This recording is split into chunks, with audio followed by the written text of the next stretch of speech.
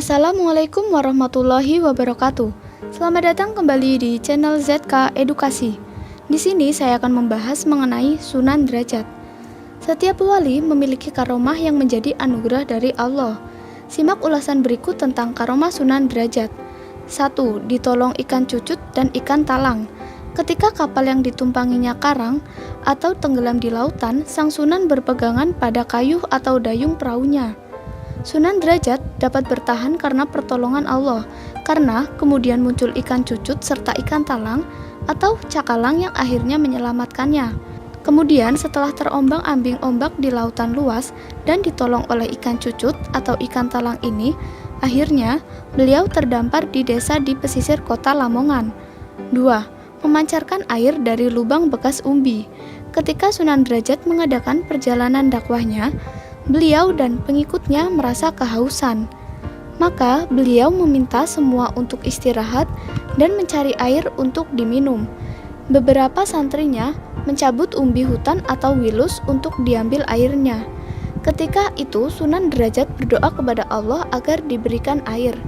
Maka saat itu juga keluar air memancar deras dari bekas cabutan umbi hutan tersebut.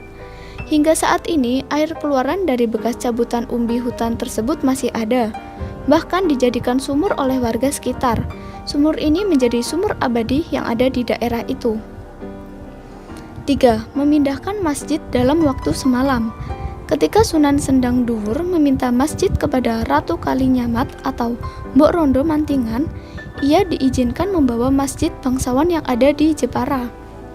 Ratu Kalinyamat mengizinkan untuk memindahkan masjid yang berada di Jepara tersebut untuk dibawa ke desa Sendang Duhur. Namun dengan syarat ketika nanti memindahkan tidak boleh ada bekas pindahan atau puing-puing pemindahannya. Selain itu juga syaratnya harus dipindahkan dalam 1 malam. Sunan Sendang Duhur kemudian meminta bantuan Sunan Derajat untuk memindahkan masjid tersebut ke daerah Sendang Duhur. Akhirnya, dalam waktu semalam, masjid yang berada di Jepara bisa dipindahkan oleh Sunan Derajat tanpa meninggalkan secuil potongan atau serpihan di tempat yang lama.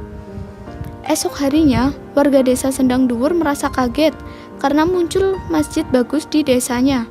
Padahal kemarin tidak ada masjid di desanya. Mereka sangat senang dengan adanya masjid dadakan tersebut. Kemudian oleh masyarakat desa Sendang Duhur digunakan sebagai tempat sholat dan berbagai kegiatan keagamaan lainnya. Sekian pembahasan dari saya mengenai Sunan Derajat. Semoga bermanfaat untuk teman-teman semua.